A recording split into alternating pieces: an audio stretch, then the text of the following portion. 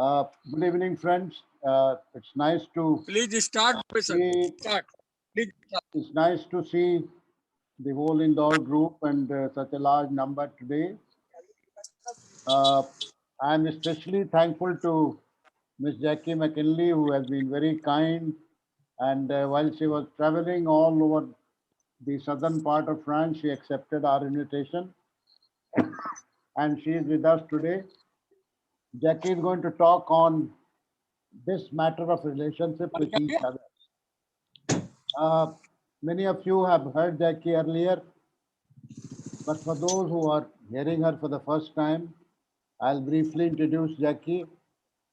Ms. Jackie McInley founded and ran an independent Kashmuti center called Open Door in southern France from 2004 until 2013, hosting monthly inquiry weekends and international gatherings. Outside these events, she also organized and facilitated local dialogue meetings in public venues for many, many years.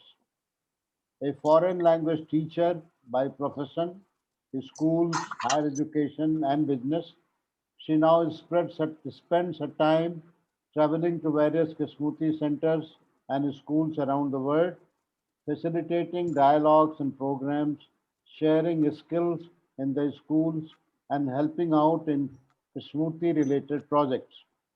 Unable to travel during lockdown, she has been facilitating online programs with the cafe as well as bi-weekly online dialogue groups with K Infonet.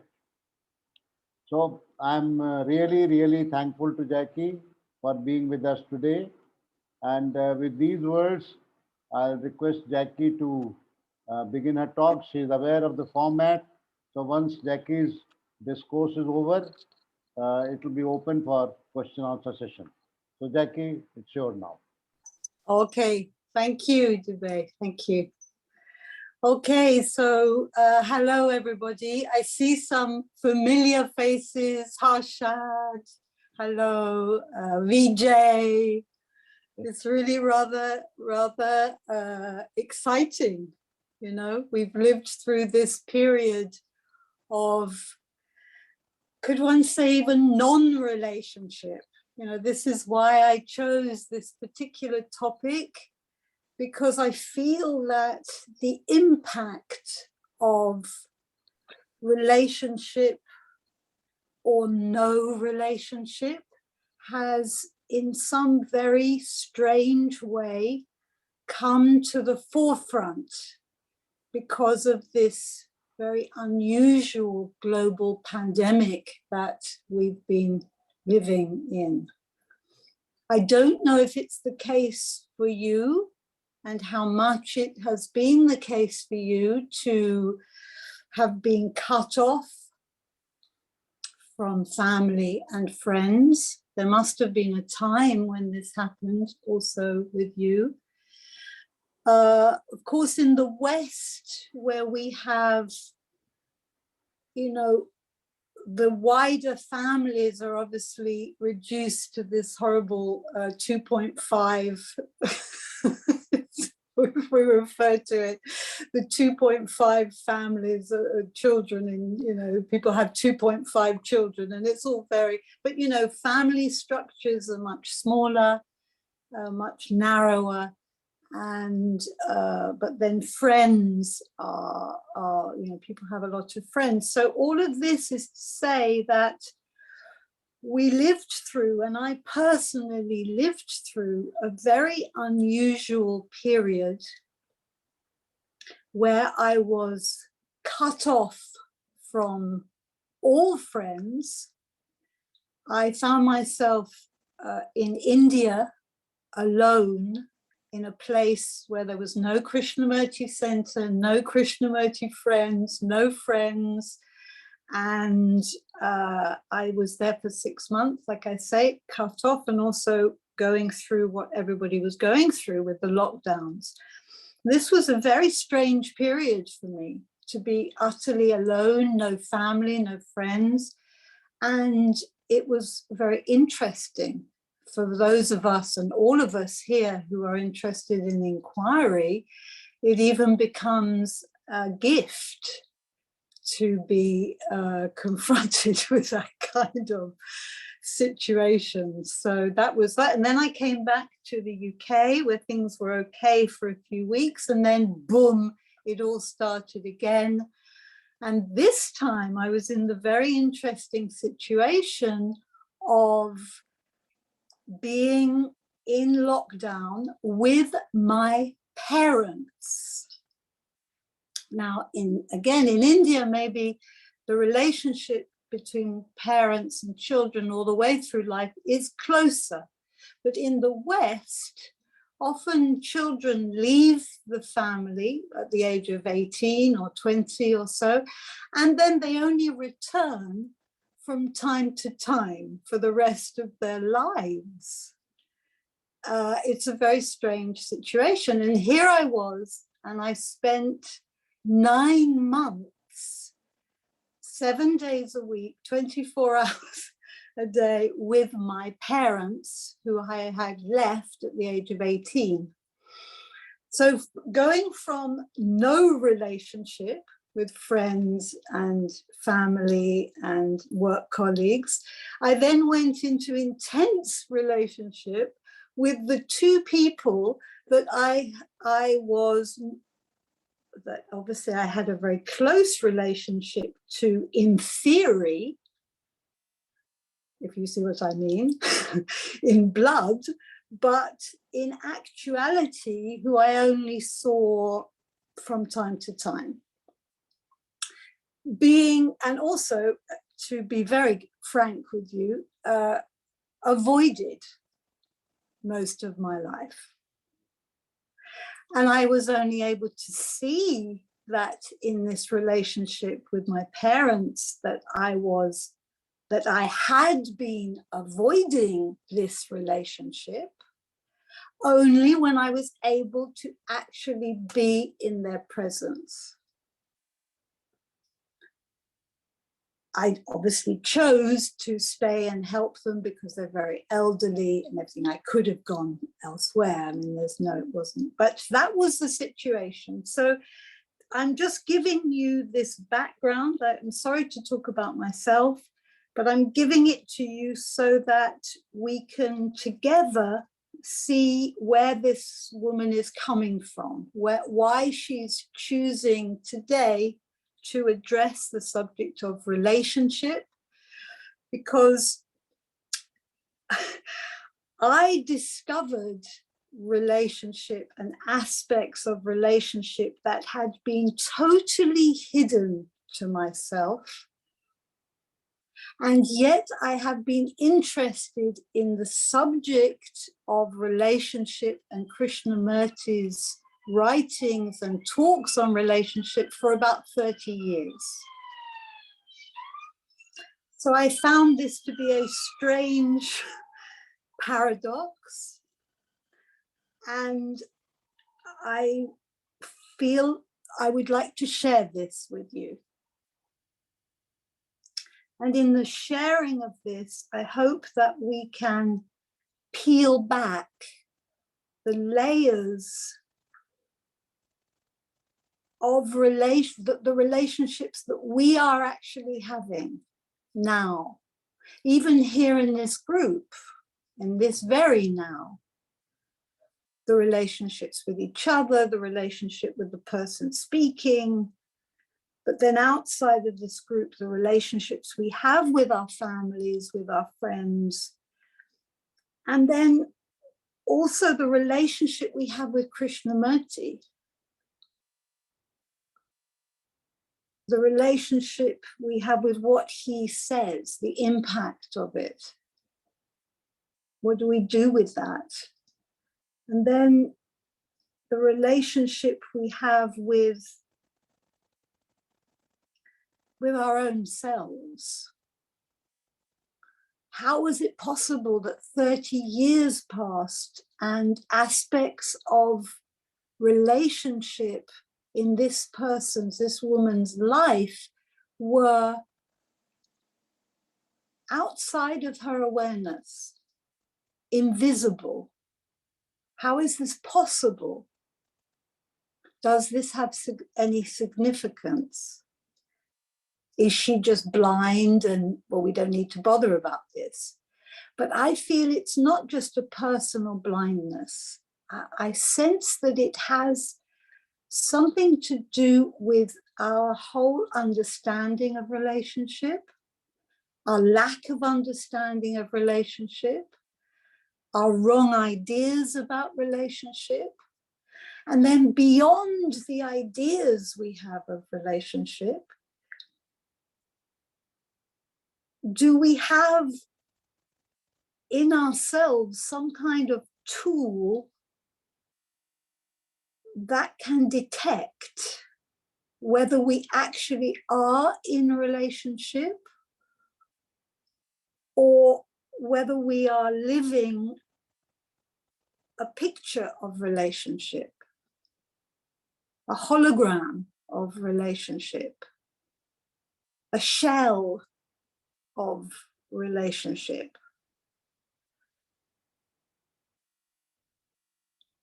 Krishnamurti says that's exactly what we're doing. And even if we feel we've understood him,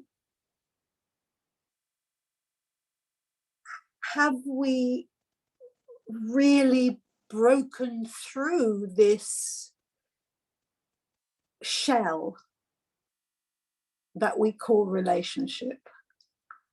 So all of these questions, I wonder whether we could go into together. And of course, sorry, I'm forgetting all of this. It may sound very personal because she's begun from a point of view of her own experiences over the last 18 months, but in what way are we deeply in relationship with each other as a fact? Like, are we so very different? Is one person's relationship with themselves different to another person's relationship? In some ways, yes, but at a deeper level, I suspect it is not different. And so if this is the case, anything we discuss here has far deeper implications than just what we're talking about. It has, if we can more deeply understand the nature of relationship, can that help us to see the mirror of that in the world about us?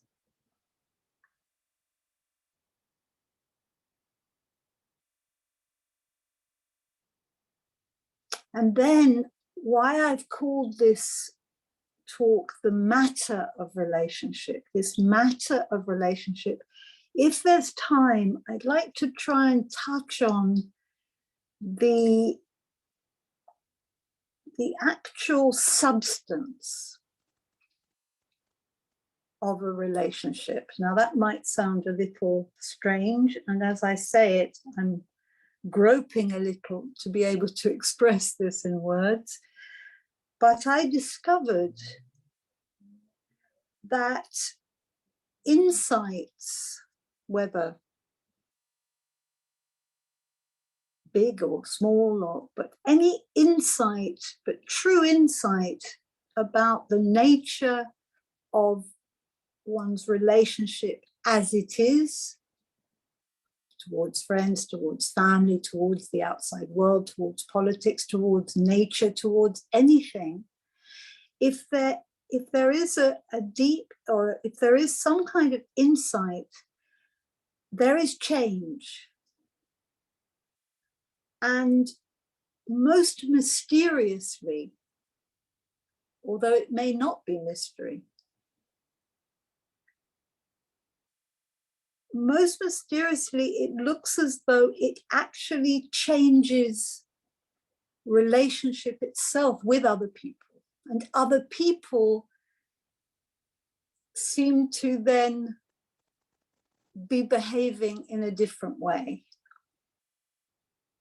Now, this has tremendous implications. In fact, so much so that the the rational and logical side of ourselves begins to whoa horses, let's slow down here, because this is serious stuff. So hopefully, I don't know whether we'll get there.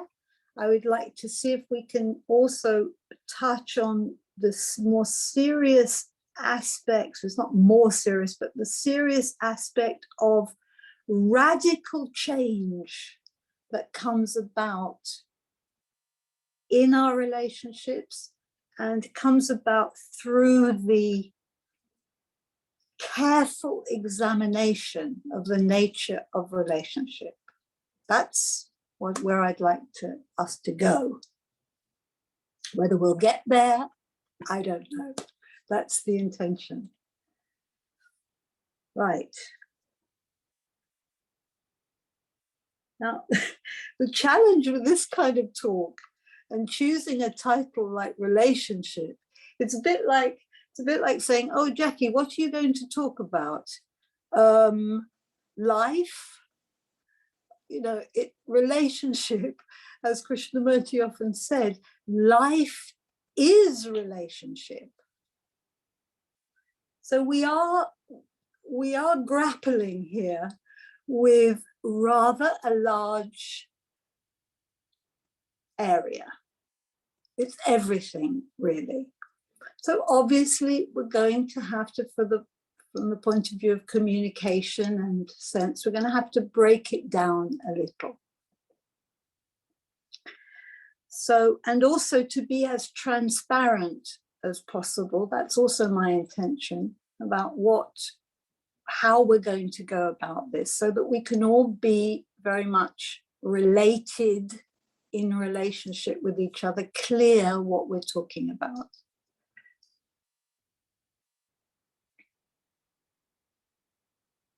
So when we're looking at the question of relationship, we've sketched in this just before all the different kinds of relationships, but it seems to me that, you remember, I gave a talk a little while ago here, and we were talking about the first step. And when we're talking about any subject in this area of inquiry, I think we have to be very sensitive to our first step into inquiry, which means obviously the approach, doesn't it? What is our approach here? And this is becoming more and more clear. It's becoming clearer and clearer to me as the years progress and dialogue, one is involved in dialogues and inquiry with others, that relationship is often a crucial factor in any inquiry. Now, this doesn't mean to say that I am dependent on you in this inquiry. I don't need you to all be open and in the right way. That's not what I mean. I mean that the very fact that I'm speaking, I am relating, and I am in relationship to you. Now, I was taught in my world, whether the human world or the British world or the French world where I lived, that actually, no, when you're giving a talk, it's all about you. In fact, ironically, as a teacher, I would teach public speaking in English for MBA students in France. So, I know all about public speaking, but is a talk really all about the person who's giving the talk? Yes, our world says yes, it is. Our traditions say yes, it is. But actually, it isn't. Because if it's only about that person, then one has set up a particular blueprint for relationship. No? The blueprint being that person must know something other than what I know, or something like that. They must be in some way an expert or something. That's our traditional view. So I do think it's very important to challenge that right from the offset, because it's meaningless. How on earth could human beings inquire together if one person knows more than other people? Even Kay, who we look up to as being, well, I won't say any more things, we get lost when we start saying, but even Kay spent, especially towards the end of his life, carefully at the beginning of each talk, saying, for goodness sake, don't put me on a pedestal. This is what you're doing every day of my life, and I'm not having it. You may carry on doing it, but I'm not having any of it. And I'm not having any of it, not because I'm a modest man and I want to appear like that. I'm not having any of it because the matter of what we are talking about, both in probably even scientific matter, but used in the linguistic sense, the matter at hand will never live, will never be alive if you stick me on a pedestal. Now, obviously, if one is not Kay, like myself and the other people speaking, one is definitely probably not on a pedestal, and more like, you know, a gladiator rather than, you know, or the fool who is thrown into the ring where everyone else can kind of say, oh, well, he hasn't got that right. You know, that's the other aspect of ourselves. So when somebody is the only one speaking, we have this traditional tendency to separate ourselves from that person. And that person speaking also has the traditional sense of separating themselves from who they're speaking to. I'm a teacher. I was a teacher all my life. I know that. Teachers are trained in some way to do that. But it's not the only way you can teach. And in fact, probably only real teaching is about clearing that up right from the beginning with students, which is why I'm clearing this up right from the beginning here. And it's not only you kind folk who are here with me, it's also going to go on YouTube, perhaps, this talk, I don't know. But if it does, it's then open to, we don't know who will come across this. So, and these people may not know about what Krishnamurti said regarding these aspects of relationships. So the first point is, what is your relationship to me? What is my relationship to you? We've looked at the traditional aspects of that. We're going to have nothing to do with that. Which means we're in this together. And everything that is said is really said by nobody. it's said. And the impact of it is received. That is what we need to look at as the first step. We're not listening to something separate from ourselves. We've been trained to do this. What we're looking at also are not ideas that are somehow separate from our lives.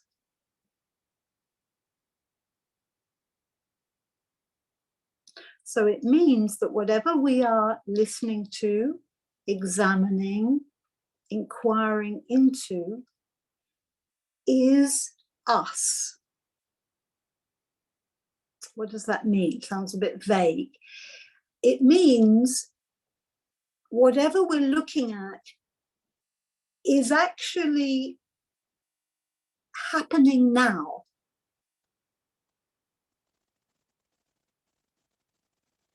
It's like nature. We look at nature, we experience nature, we have a direct relationship with nature. It isn't just looking at a tree. There's a whole depth behind that looking. Same here, the words are pointing to something that has far more depth than the intention of the person speaking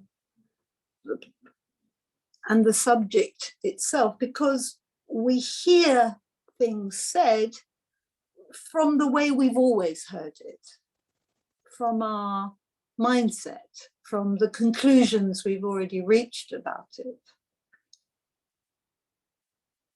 So that, I hope, we can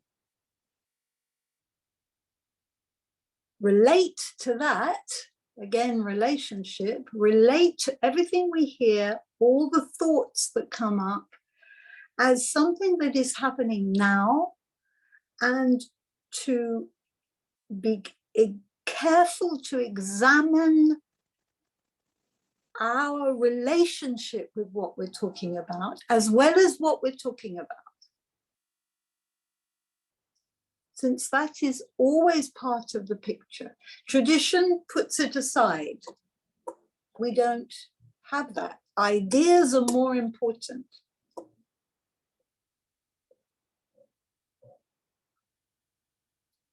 Which of course is why we then define our relationships, the relationships we have with our friends, with our wives, husbands, family, boss. We define those relationships in terms of ideas, actually. It all ties in.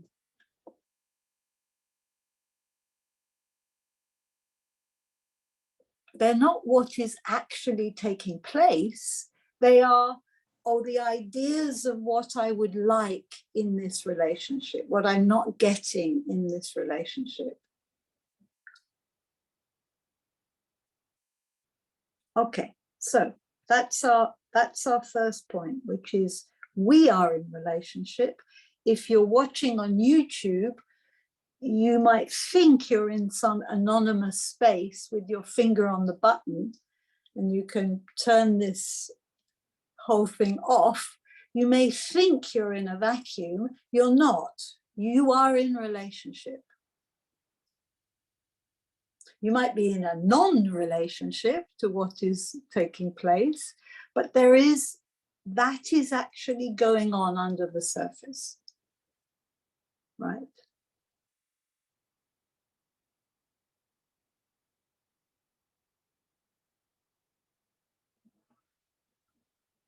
So that's the approach that we're going to, what we're looking at. We don't want to look at it just as something, just as ideas.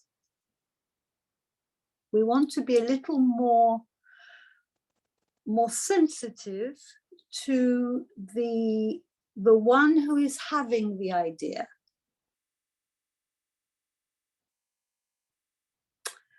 We want to be noticing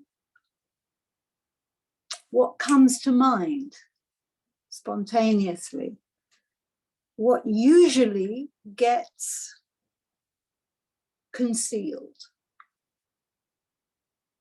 Now, this aspect of relationship I find most interesting, since I began by saying I discovered by being with my parents for 9 months and by being alone in India, I discovered things that had been previously hidden.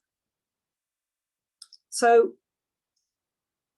part of what we're talking about here is to uncover, not just to bounce ideas, but to see whether by looking very carefully at what we're talking about, that very looking may have an impact on what we're talking about, and there be some kind of things become revealed.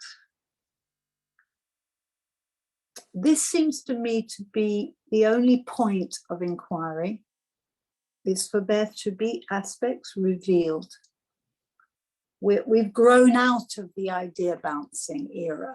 We're no longer there. We don't have time for that anymore. Things have become far more serious. So that's the approach. I hope you're all on board. If you're not, in a sense, too bad, because that's what you're going to get, because I do feel this to be very important. So I mentioned our relationship to Kay. I think we have to bring that in briefly. I will be referring to some of the wonderful things that Kay said about relationship.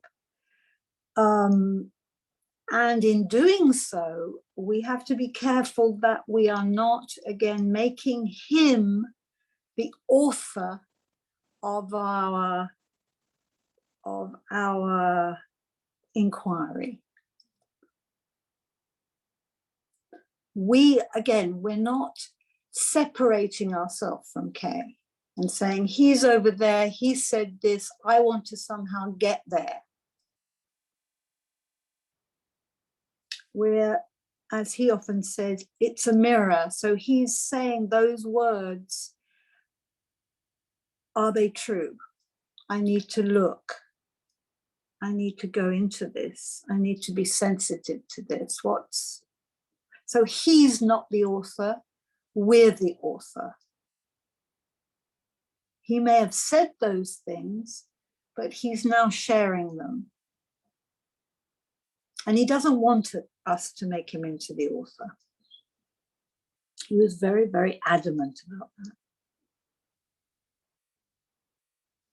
Now, I think if we do make Kay into the author, or anyone else for that matter,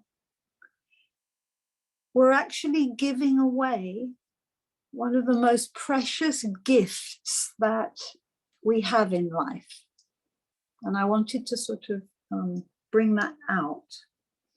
The gift of being able to see things for ourselves. And I don't want to be repeating Kay, because he said that, of course. But if we look at it closely, we must have this sense of seeing things for ourselves. And when it happens, when things are revealed to oneself, it is so transformative to one's life even. So let's not let go of that gift. So relationship now, how much time have we got? When did we start, Dubey? Did we start at 22 or something? Well, you have been speaking for about 35 minutes. 35 minutes, good. Right, So you see, approach takes up a lot of time, maybe too much time. Maybe I shouldn't have spent so much time, but all of that we were talking about approach is the subject of relationship, isn't it?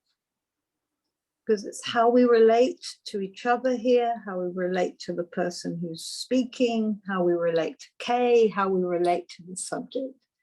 Right, so let's delve into the subject itself. So we've mentioned this traditional view of relationship. I'm using the word traditional in the sense of what I have inherited, what I have learnt, what I have picked up in my life from education and family and culture as to what relationship is. And of course, these notions of what relationship is are constantly evolving, aren't they? Constantly being modified by cultures. I mean, in India, relationships have changed. I'm not an expert, but you know all about that. It's changed enormously. In the West, relationships are also changing phenomenally. People obviously are getting far more divorces, relationships between parents and children over the last 100 years, 50 years, even 20 years, even the last 10 years has really changed. And now we've got this fascinating, I feel, this fascinating era of technology, the internet, which is, like we said at the beginning, opening doors, but it is actually changing us.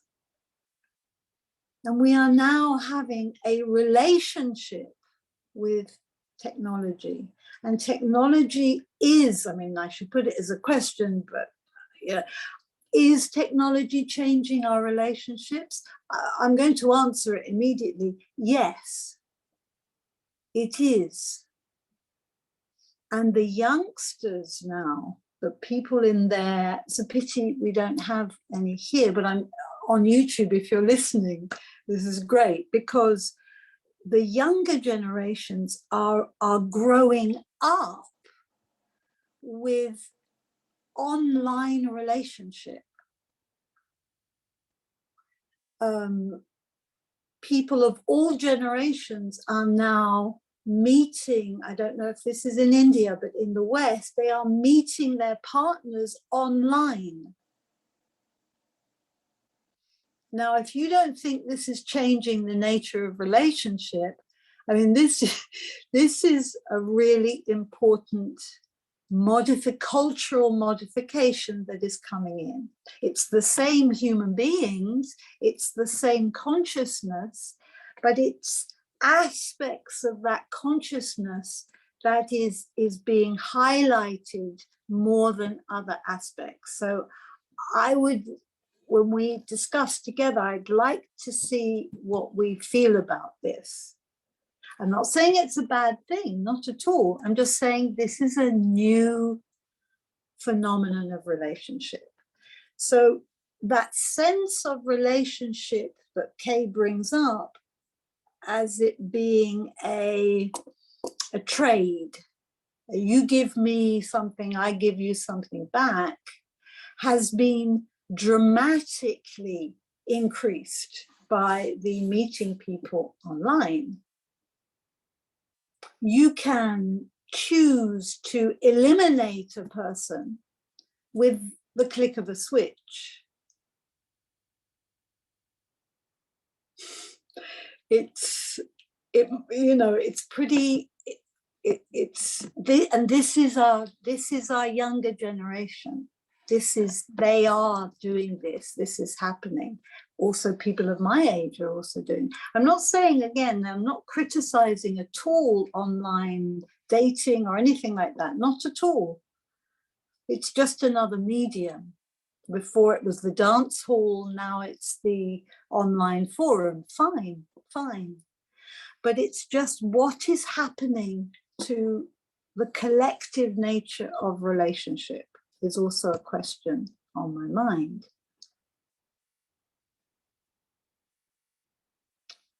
So we said, what is this traditional relationship? Well, relationship is seen as being, we said, trade. You give me something, I give you something. Online, I would like I choose the articles in my shopping basket, I now choose a husband or a partner who has certain characteristics. I mean, it's funny, but it's kind of tragic, who has certain characteristics, and they also choose whether I have certain characteristics. I hasten to add that I'm not doing online dating, but this goes on. So what is this doing to us? And perhaps we've always had this sense, not just now, but throughout history. Husbands are chosen, wives are chosen, there are all kinds of financial aspects, everything to do with relationship, male-female relationship. So there's nothing new in that. It's just that it might be bringing it out very crudely, in a very gross form, which can help us to feel the impact of that. I do feel that this notion that the other person is somehow a product that will enhance my life or ruin my life has always been there in the human mind. What do you give me?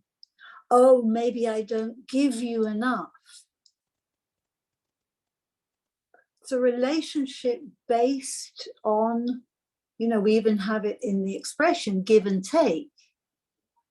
Yes, that if we're talking about balance, wonderful. But if we're talking about you give this, I take this, I give this, you take that, that's implying something else.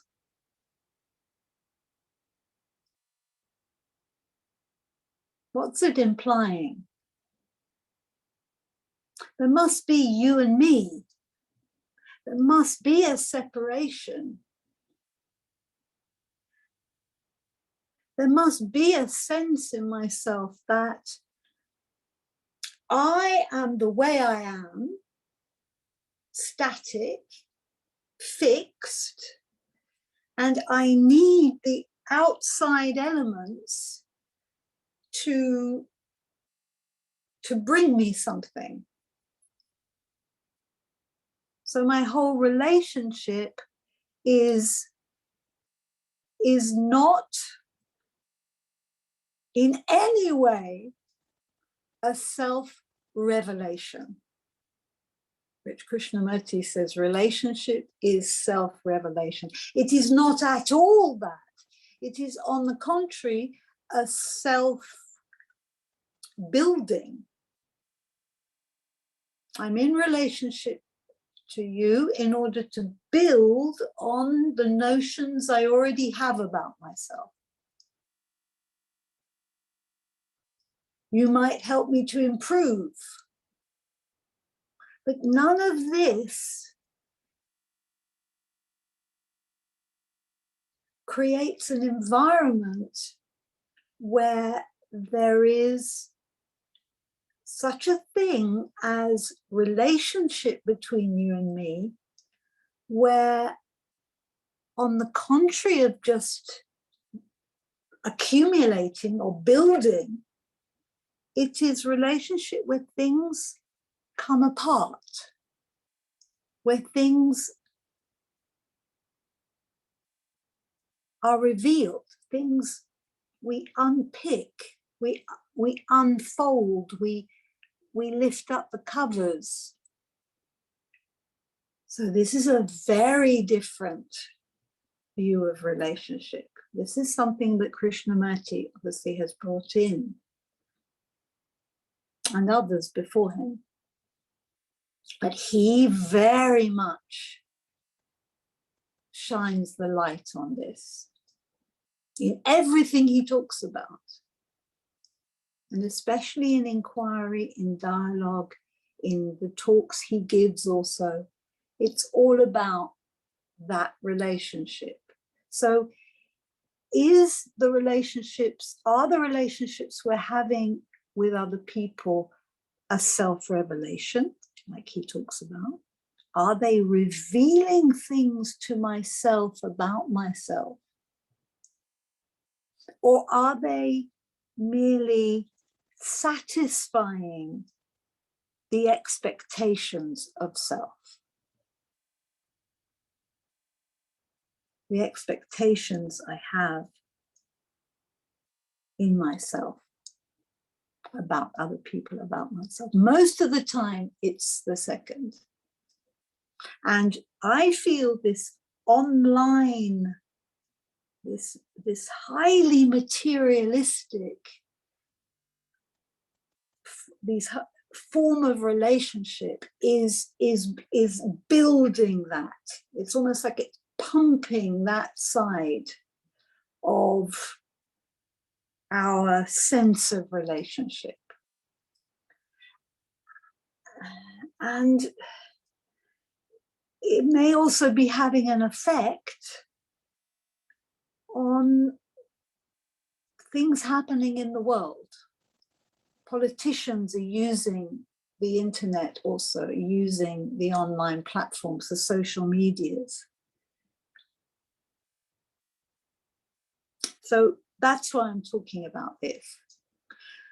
So let's go back to this sense of, this I feel is the big, I feel like saying dichotomy, but it isn't really a dichotomy because they're not really opposites.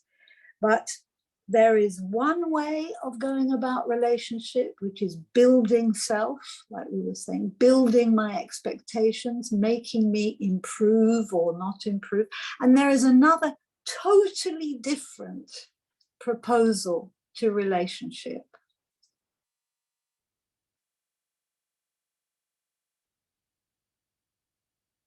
So here I feel like sharing a little what happened with my parents. Now, I'm sorry again if there are those of you who don't like when somebody shares a personal story. Let's see, I'm doing it because I'm really, it's the everyman story. It's the story of the child and the parent, but the child who is no longer a child, but a grown up, and in that relationship that so formed that person. So I'm telling you my story, but I do feel it's a human story, and one that is worth taking a look at in the light of this self-revelation or accumulation. Do I go into relationship at the age of 63 with my parents, relive some of the painful, traumatic, I mean, I didn't have such a bad childhood at all. I had a very nice childhood.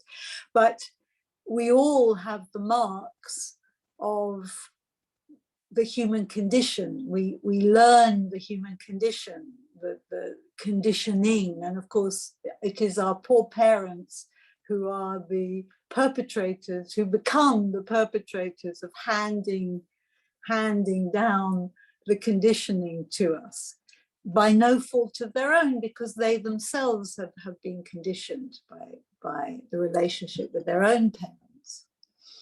So is it a self-revelation, or does it do I go into this relationship and learn to position myself even better, to protect myself, to learn how not to be hurt again, not to be irritated again, not to be taken advantage of, all the different things that we do to each other in all our relationships. And in families, it comes out very clearly because we don't choose. They're not people we choose. They're not our friends. They're people who we find ourselves with. So many things seem to be revealed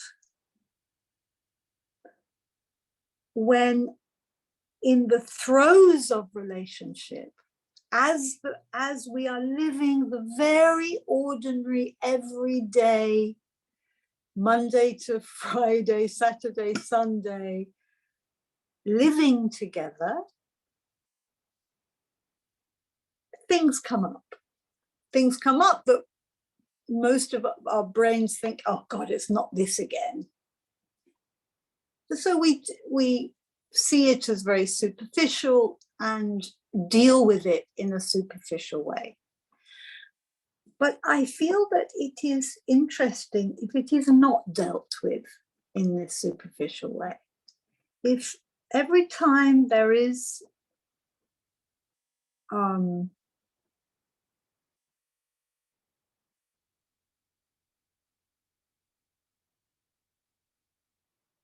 reaction,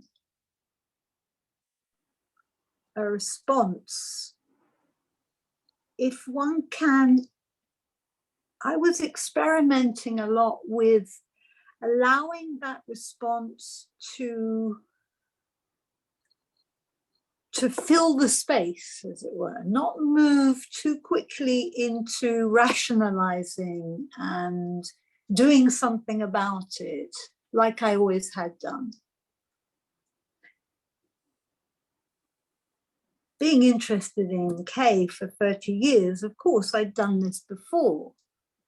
But somehow, because I was with the two people who had brought me up, and the responses were somehow going deeper, because they were responding to memories. They were responses of memory that were formed very early with the mother, even in vitro, with the father. So one was privileged suddenly to have access, as it were, to the encyclopedia of oneself, and how the self had formed. And it's this remaining with those responses revealed aspects, how can I put it? Revealed thoughts that one had been repressing for many, many years, 63 of them to be precise. And with the revelation with that revealed, what had been previously repressed was, oh, that's why my relationships with my friends, with my husband, with my children is not working. I mean, globally it works, but that's why a pattern is being created. And this is not worked out by the brain, this is seen.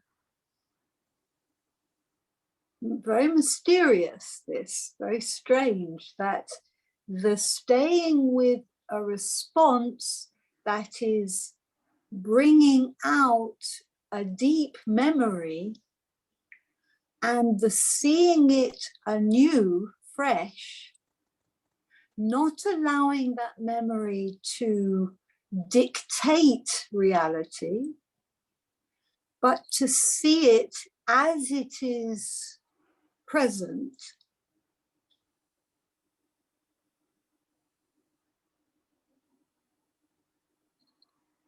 prevents, I suppose, we'll have to go into this together, prevents the habit, prevents the normal flow of that memory influence in dictating the next moment. Suddenly it's seen rather than forming, dictating, creating pattern. Then, of course, as we all know, that pattern is what dictates, and we live by pattern. But we may know that we live by pattern, but do I see that I live by pattern? You see, it's two totally different things, obviously. Because the very nature of pattern is that it be not seen, that it be the activator.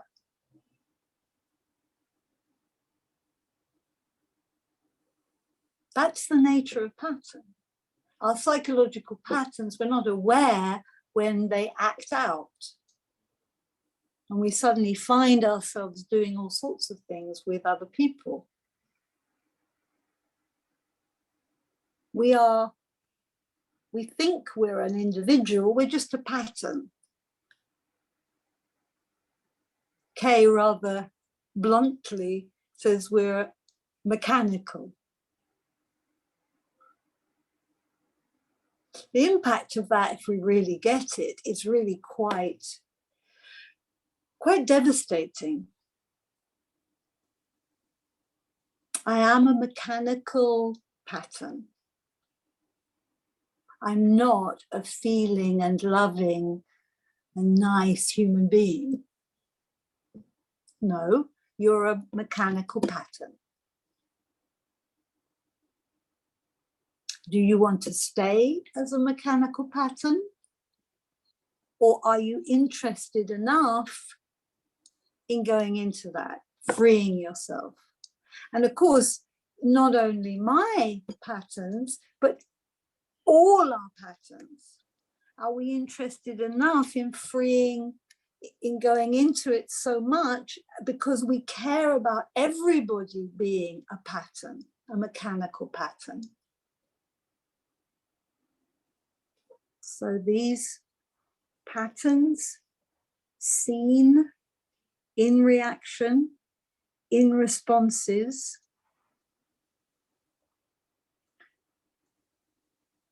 revealed, staying there rather than allowing it to act out its mechanical nature.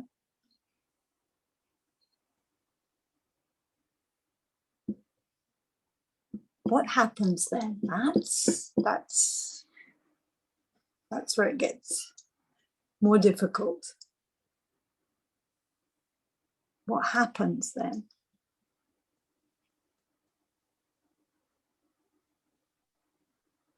The very seeing of what is usually concealed. I think this is the important part. What is usually concealed by automatic thinking, by image making.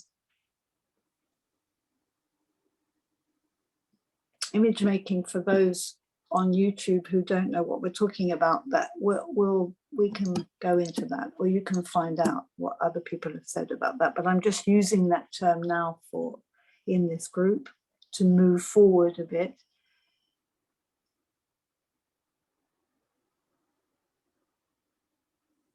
So what happens to the family pattern when a member of that pattern, in this case the daughter, is not acting in the same machinery?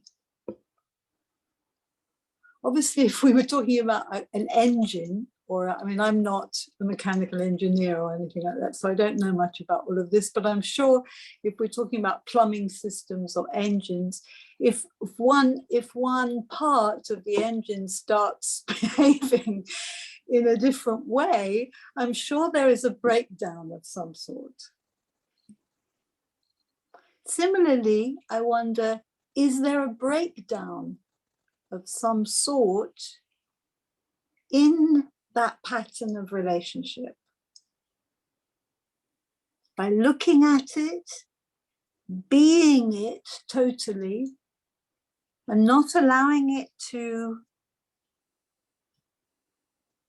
do its normal thing. Apparently things occurred there. Now, so that's, I hope that has come across this, the impact of looking into things. The behavior of my parents started to change. In fact, at some moments, obviously, you know, there is if a system feels it's breaking down, within the system is also built, I'm talking about the psychological system, is also built in order that it preserve itself. So you're going to perhaps get people reacting even more like their pattern.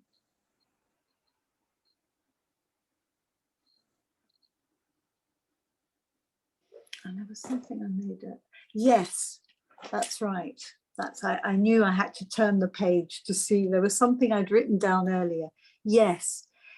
And then what was experienced was something like pressure. So we're looking at what really goes on, the action, what happens in response when the response itself is not allowed to do its normal movement, that it's being seen for the first time. It's not like there's a separate entity that's doing anything to what is seen. It doesn't need to. It's just revealing itself, and normally it doesn't reveal. There, again, we can look at this together. There is often a sense of pressure. I'm sure in the mechanical world also it would exist. A pressure of pattern, perhaps. A pressure of tradition. Things have always been in this way. Suddenly there's a break. It would make sense logically that there'd be a pressure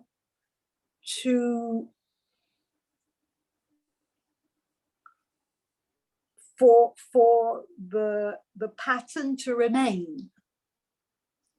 And I'm saying this because that pressure, these pressures probably go on all the time in the mind, which sets off thought and makes us do things and makes us react and everything. And I'm often the inquirer, the one who is inquiring, doesn't stay with pressure because it's sense that, oh, this is, so I mustn't do this. But very unconsciously, very deeply, we move away from that which seems to be dangerous, unfamiliar, unpleasant. You know, we've already defined what's good and what's bad. So that comes up. Again, Kay has talked about all of this stuff. So this pressure, and in seeing that, one became aware of the amount of pressure that one puts on others in relationship also. In facing pressure,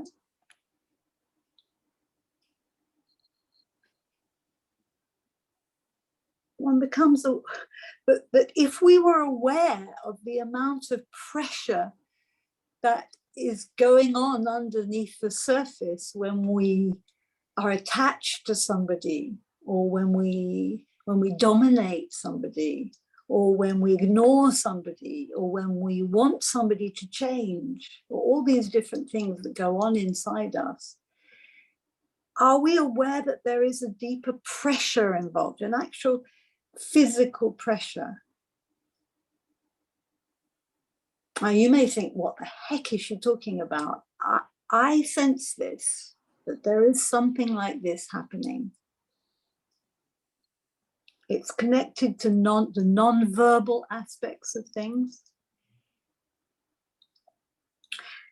And I think it's connected to why we don't see the danger of our relationships, the way we relate in relationships. We don't see the danger because we don't feel our relationships. We don't feel the pressures going on underneath the surface.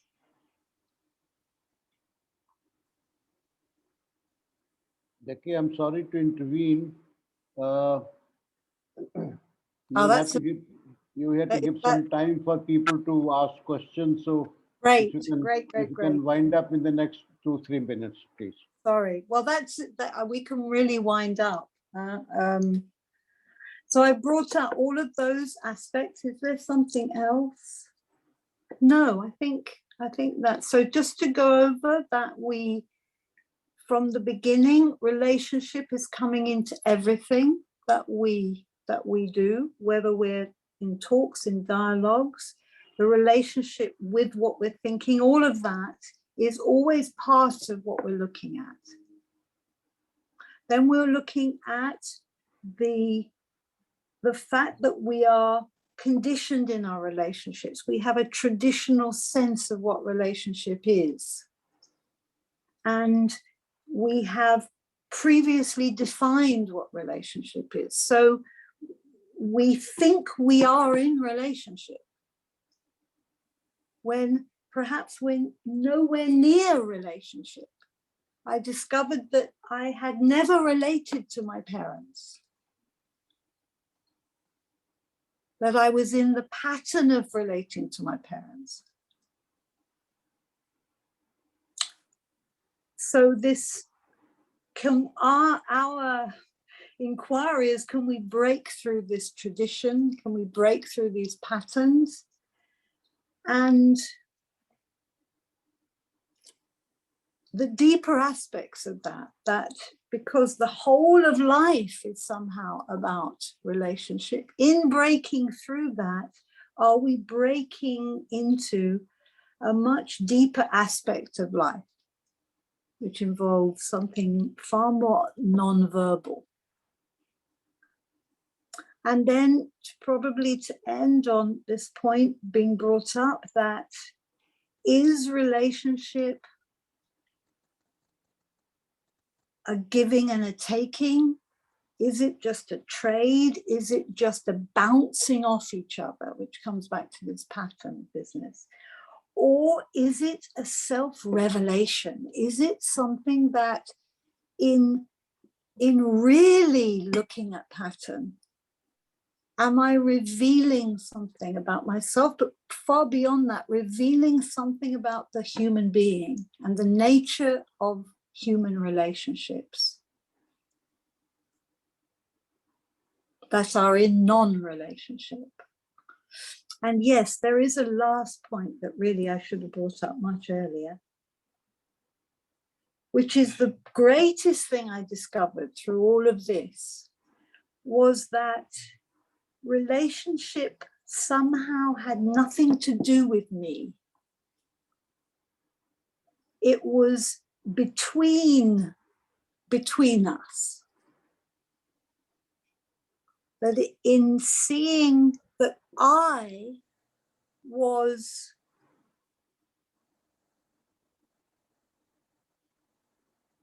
stopping relationship, I was preventing any real exchange going on.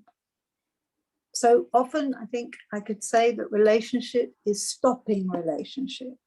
It's not actually engaging in true relationships. So I was discussing this thing about, it's not about me, it's not about you, it's about us. It's about what's happening between, in the space between, as matter, as energy, as God knows what. And we make it all about you and me. I'm wondering, can we look at that? Can we question that relationship is not about you and me? It's about what happens between you and me. There you go. That's it. Can we open it up? I need to go and get my battery because I see I'm running out of... Just 1 second. Okay.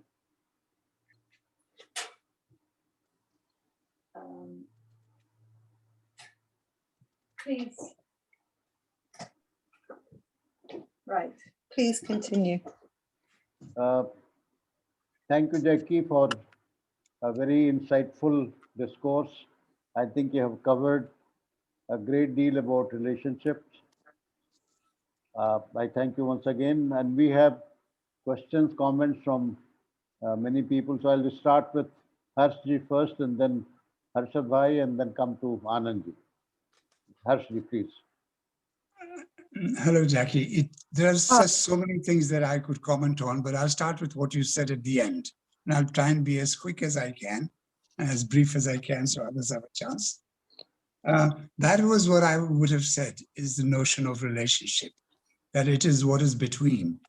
And I think a good way to look at it is a relationship is like the piece of string. What is the string itself is what is in between the ends of the string. But we give much more importance to the ends of the string. But the ends are only defined by the relationship. They're not defined by anything else. They're only defined by the string that exists between. That's a good way of putting it. Yes. Yes. Right, yeah. So that's the way of putting it. And what you say about things being concealed and hidden, I would put it like this, that we are always in relationship with everything around us, except that we are unaware, and we're not just unaware of all the aspects of it, we're only aware of some aspects of what is going on in the relationship. Those are not hidden so much as we are actually actively ignoring them, sometimes very actively. And what you were saying about this pressure, see, to me, that's in a healthy relationship that is hasn't become static, that has not just become habitual, but is all the time, is one in which you recognize that the points of tension, the points of friction, the points of pressure, those are exactly the points where something hidden is being revealed to you. So if both of you become interested, the moment, say, you get angry with each other, then instead of retreating to your different ends and saying, I'm angry, so she's doing this, he's doing this, or whatever, that becomes the interesting thing in the relationship. Why is this anger arising? What is it that is bringing this about? Because it's happening between us, so then we can address it between us, and not as yours or mine, but as just something that we were obviously not mindful of that has cropped up between us. And as you say, if once we turn our attention to something and we stay with it, then it begins to dissipate, it begins to resolve, it begins to change, it begins to transform in itself. So that is, in a growing, healthy relationship, those points of pleasure, those points of discomfort, or whatever it is, are exactly the points of growth. Those are exactly where we need to be looking. Right. I think I could say many things, but I'll let other people say things. Thank you. Thank you. Very interesting. Thank you, Harshji. We'll go to Harshad. Harshad bhai, please go ahead. Yeah, thank you, Jackie and Harsh.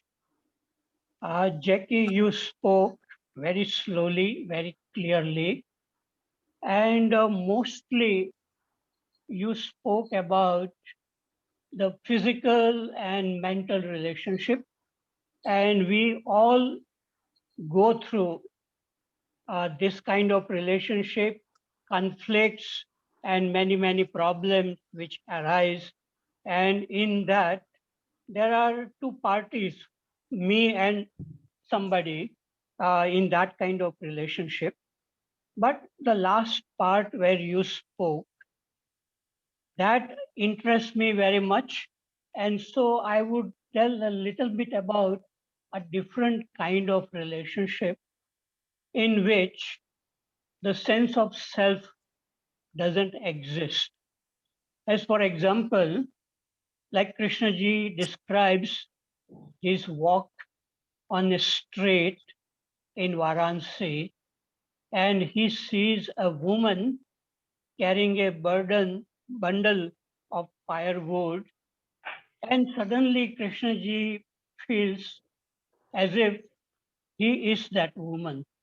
There was a kind of no sense of self, and that I would consider a real relationship in which the sense of the self doesn't exist. I myself had that kind of feeling when my first meeting with Krishnaji in California. After the talk, he was standing under a tree, and a friend of mine said, "Please go and talk with Krishnaji." But I was very shy. I had no question to ask. I had no desire to see him. But my friend pushed me, and when I came very close to him, he looked at me as if he was not looking. His mind was not there. His eyes were fully open, and my mind also became silent. And I also looked him in the same way. And then I extended my hand. He took my hand. And then, without saying anything, I went back. And in that moment, I understood what Krishnaji means, a relationship in which there are no images, there are no sense of self, and generally, this kind of relationship is possible with nature. When you look at a tree or a mountain or a lake, you can see it without the observer and seeing it very, very clearly. A kind of a relationship without images, but with other human beings, it is very rare because it requires two people who are at the same level of looking, listening, and learning without word, non-verbal. I think you mentioned non-verbal word, and that's what I like the most. Because this kind of relationship which you describe most of the time between father and children and between friends and with lots of conflict and trying to understand, yes, it is important, but that is really just the beginning, and the real relationship starts when our mind becomes very, very silent, and we can listen without reaction. We can see things without interference of knowledge. And so many, many people had this kind of relationship which Krishna ji had. with that woman. Even Ramakrishna, he saw a horse was being beaten, and Ramakrishna felt the pain of the horse. So there was some kind of relationship which is non-verbal. I think even in the Christian world, there are people, they call it stigmata or some kind of pain they feel which Jesus Christ had felt. So this is a very, very deep subject, and one has to go deep within oneself, of course, to look at everything, what is happening, all the conflicts and desires and fear, loneliness, boredom.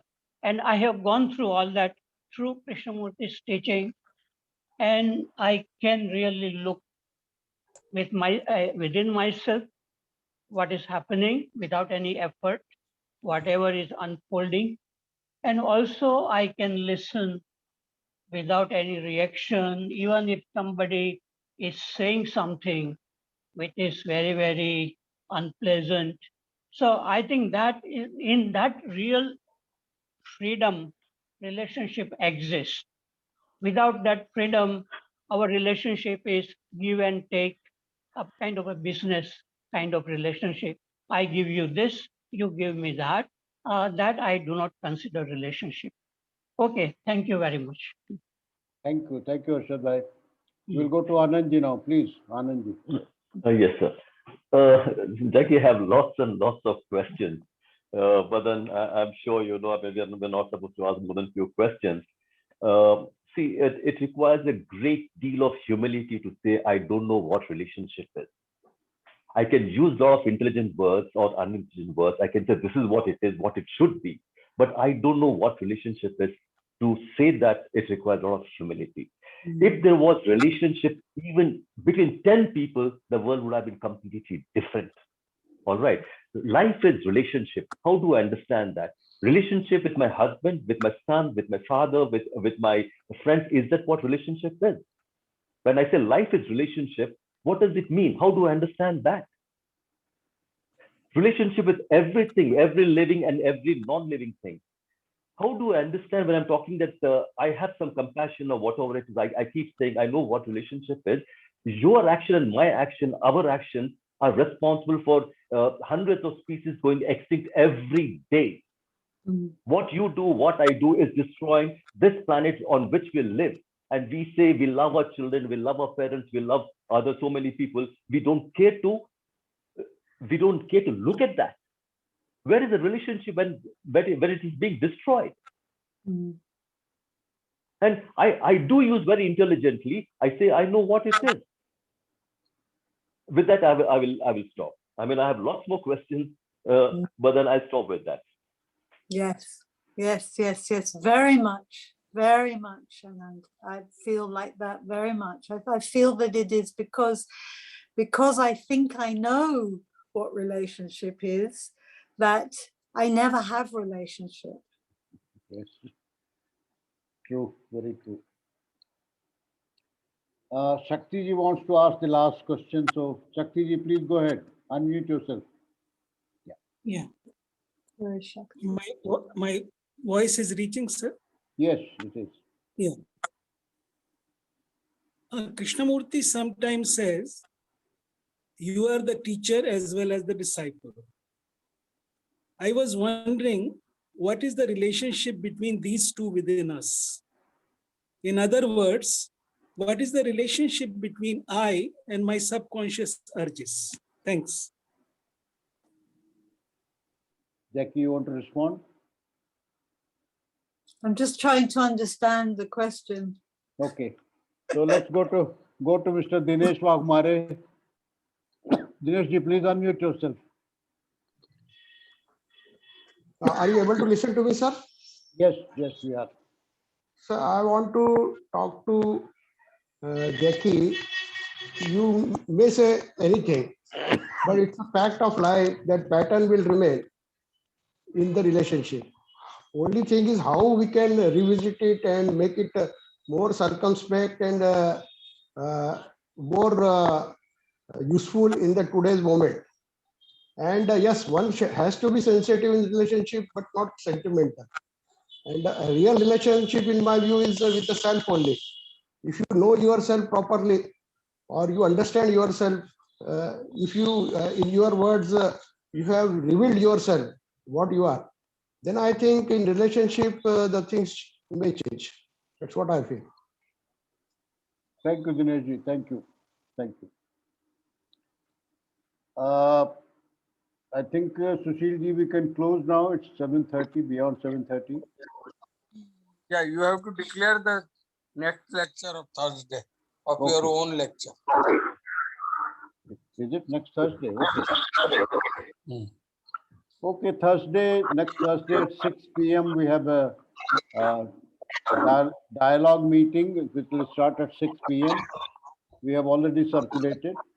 And next Sunday at 11 o'clock, we'll have Dr. Shailesh Shirali. I think we're getting lots of disturbance from someplace. Dr. Shailesh Shirali, who will be talking to us on violence and why it is so difficult to find peace on earth. So you're all welcome to join at 11 a.m. on next Sunday, that is 24th of October, and again on Thursday at 6 p.m. for the participative dialogue session. And I want to thank Jackie once again for sparing her time and being with us. We'll invite you again and maybe discuss some other important issues. Thank you, Jackie. Thanks a lot. Thank you. Thank you. And I hope next time I speak, I can speak a little less. Then we have more time. No, we enjoyed hearing you. I wish we had more time to listen to you. And Jackie Rajghat is opening up, so you're welcome to come to Rajghat once again. Okay. So with these words, we thank everybody. Thank you. Thank you. Good Thank night. you, Dubeji. Thank you. Thank you, Dubeji. Thank you. Thank you. Bye-bye. Bye-bye, Jackie. Bye. Moderator, you can now close.